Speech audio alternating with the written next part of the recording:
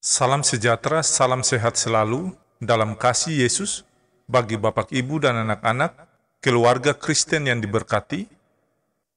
Salam jumpa dalam santapan harian keluarga di saat ini, bagi keluarga Kristen dimanapun saudara berada. Damai sejahtera dalam Tuhan Yesus Kristus dan sukacita Roh Kudus melimpah senantiasa dalam hati dan kehidupan Bapak, Ibu, dan anak-anak, keluarga Kristen yang terkasih. Keluarga yang diberkati dan dikasihi Tuhan, sebelum kita membaca firman Tuhan dan mendengar santapan harian keluarga, mari kita berdoa. Ya Kristus penebus kami, di saat ini kami sekeluarga hendak membaca firman-Mu. Kami mohon, terangilah hati kami, rasio dan pemikiran kami dengan kuasa Roh Kudus, sehingga firman-Mu dapat kami mengerti serta mau melakukannya dalam kehidupan kami. Dalam nama Tuhan Yesus, firman yang hidup, kami berdoa. Amin. Keluarga yang dikasihi dan diberkati Tuhan, bacaan firman Tuhan di hari ini terambil dari Kisah Para Rasul pasal 16, ayat 13 sampai ayat yang ke-18. Beginilah bunyi sabda firman Tuhan. Pada hari Sabat, kami keluar pintu gerbang kota, kami menyusur tepi sungai dan menemukan tempat sembahyang Yahudi yang sudah kami duga ada di situ.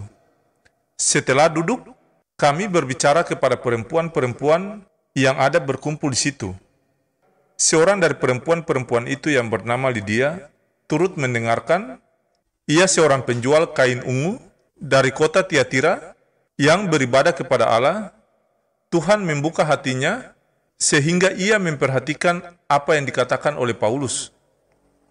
Sesudah ia dibaptis bersama dengan seisi rumahnya, ia mengajak kami, katanya, "Jika kamu berpendapat bahwa aku sungguh-sungguh percaya kepada Tuhan, marilah menumpang di rumahku." Ia mendesak sampai kami menerimanya. Pada suatu kali ketika kami pergi ke tempat sembahyang itu, kami bertemu dengan seorang hamba perempuan yang mempunyai roh tenun. Dengan tenungan-tenungannya, tuan-tuannya memperoleh penghasilan besar. Ia mengikuti Paulus dan kami dari belakang sambil berseru, katanya, "Orang-orang ini adalah hamba Allah yang Maha Tinggi. Mereka memberitakan kepadaku jalan kepada keselamatan." Hal itu dilakukannya beberapa hari lamanya, tetapi ketika Paulus tidak tahan lagi akan gangguan itu, ia berpaling dan berkata kepada roh itu, "Demi nama Yesus Kristus, aku menyuruh engkau keluar dari perempuan ini." Seketika itu juga, keluarlah roh itu. Demikianlah sabda firman Tuhan di saat ini. Tetapi hendaklah kamu menjadi pelaku firman dan bukan hanya pendengar saja. Sebab jika tidak demikian, kamu menipu diri sendiri. Amin.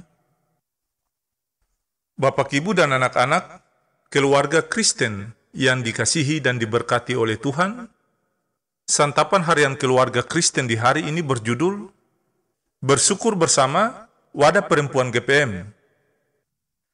Keluarga Kristen yang terkasih, hari ini Wadah Pelayanan Perempuan GPM bersyukur atas bertambah panggilan pengutusan menjadi 54 tahun.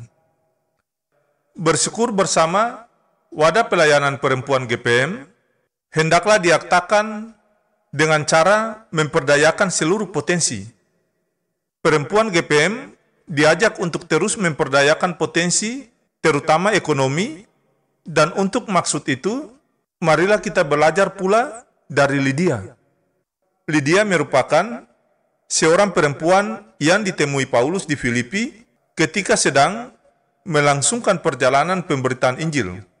Ia adalah seorang perempuan dari kota Tiatira, Provinsi Asia. Kisah tentang Lydia menegaskan bahwa perempuan mendapat tempat dan peran positif dalam pemberitaan Injil.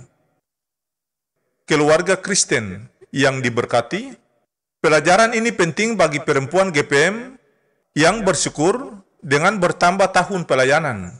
Tempat dan peran aktif perempuan dalam pemberitaan kabar baik tentang Yesus harus terus dilakukan. Pembacaan kita hari ini juga memberikan inspirasi tentang tindakan bermakna secara ekonomi. Penyebutan kota Tiatira memberi kesan kuat bahwa penulis hendak menceritakan seorang perempuan dengan latar belakang ekonomi. Tiatira adalah kota yang terkenal dengan kain ungu karena warnanya merupakan hasil celupan dari sejenis siput laut.